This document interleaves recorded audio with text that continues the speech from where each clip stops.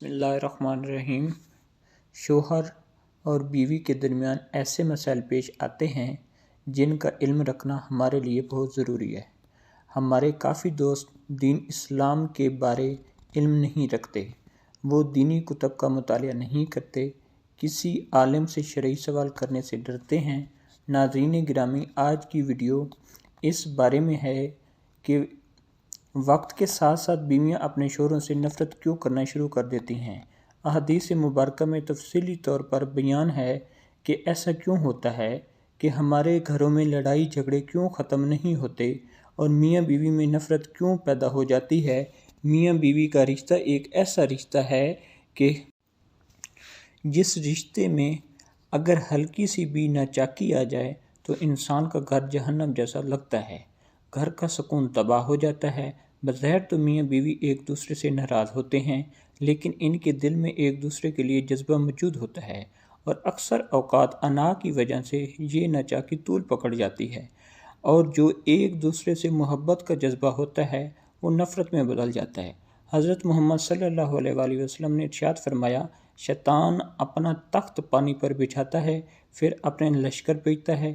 ان لشکروں میں ابلیس کے زیادہ قریب اس کا درجہ ہوتا ہے جو سب سے زیادہ فتنہ باز ہوتا ہے۔ اس کے لشکر میں سے ایک آ کر کہتا ہے، میں نے ایسا ایسا کیا ہے، کہتا ہے تو نے کچھ بھی نہیں کیا۔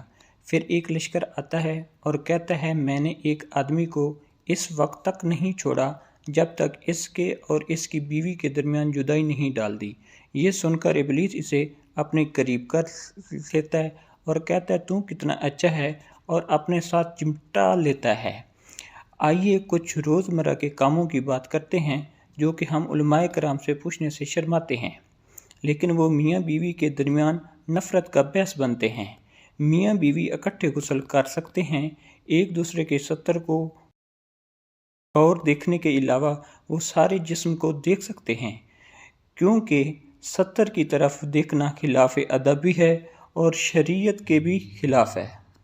اکٹھے نہانا اور نہانے کے دوران ایک دوسرے کے جسم کو چھونا وغیرہ جائز ہے، لیکن حیا کا تقاضا ہے کہ اس دوران ایک دوسرے کی شرمگاہ پر نظر نہ پڑے، جیسا کہ ام المومنین حضرت عائشہ صدیقہ رضی اللہ تعالیٰ عنہ فرماتی ہیں کہ میں اللہ کے رسول پاک صلی اللہ علیہ وآلہ وسلم کے ساتھ ایک ہی برتن سے غسل کیا کرتی تھی۔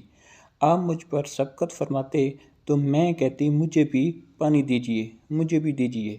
ایک اور روایت ہے، وہ فرماتی ہیں کہ نہاتے وقت میرا اور رسول کریم صلی اللہ علیہ وآلہ وسلم کا ہاتھ برتن سے پانی لینے میں آگے پیچھے ہوتا تھا، اور حضرت عائشہ رضی اللہ تعالیٰ عنہ ہی فرماتی ہیں کہ نہ تو آپ صلی اللہ علیہ وسلم نے کبھی میرے ستر کی طرف دیکھا اور نہ ہی میں نے صلی اللہ علیہ وسلم کی طرف دیکھا۔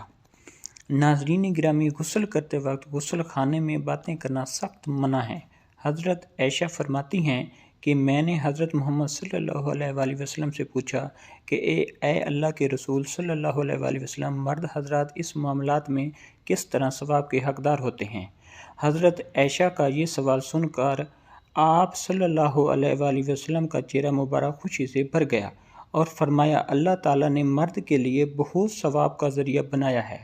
اگر ایک شوہر اپنی بیوی کا محبت سے ہاتھ پکڑتا ہے تو اس کے لیے ایک نیکی کا ثواب ہے۔ جب شوہر اپنی بیوی کو گلے لگا کر پیار کرتا ہے تو اللہ تعالیٰ اس کے نامہ اعمال میں 10 نیکیاں کا اضافہ کرتا ہے۔ شوہر اپنی بیوی کے پاس محبت سے جاتا ہے تو وہ دنیا کی ہر چیز سے افضل ہو جاتا ہے۔ پھر جب وہ غسل کرتا ہے تو اس کے جسم پر جتنے بال ہوتے ہیں، اللہ تعالیٰ اس کے جسم کے ایک ایک بال کے بدلے نیکیاں عطا کر دیتا ہے، اور ہر بال کے بدلے میں اس کے گناہ کو مٹا دیتا ہے اور اس کا درجہ بلند و بالا کر دیتا ہے۔ شوہر اپنی بیوی سے حاجت پوری کرنے کے بعد جس برتن سے غسل کرتا ہے وہ برتن دنیا کی ہر چیز سے بہتر ہو جاتا ہے۔ دنیا میں سب سے اچھی بیوی اپنے شوہر کے لیے وہ ہوتی ہے جو اپنے خاوند کو سمجھ جائے کہ اس کے خاوند کی رضا کیا ہے۔ وہ جب اپنے کمرے سے خاوند کے پاس جاتی ہے تو اپنے خاوند کی مرضی کے مطابق اس کے ساتھ پیش آئے،